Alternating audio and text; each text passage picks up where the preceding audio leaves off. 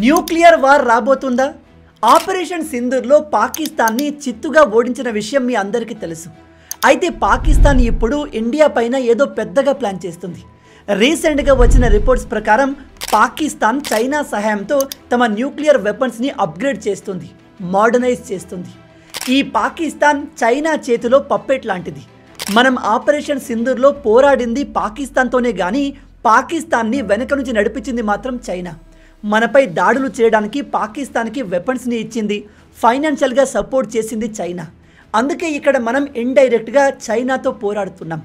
ఇప్పుడు చైనా పాకిస్తాన్కి అడ్వాన్స్ వెపన్స్ని ఇస్తుంది, వాళ్ళ న్యూక్లియర్ వెపన్స్ని మోడర్నైజ్ చేస్తుంది.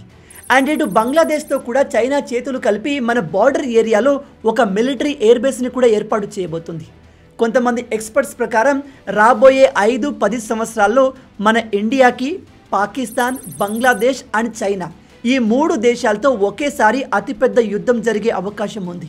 ఒకవేళ అటువంటి యుద్ధం వస్తే మన ఇండియా ఒకేసారి 3 ఫ్రంట్ వార్ని మేనేజ్ చేయగలదా? మనం చైనాను బీట్ చేయగలమా? చైనాను బీట్ చేయడానికి మన ఇండియా ఏం చేస్తే బాగుంటుంది?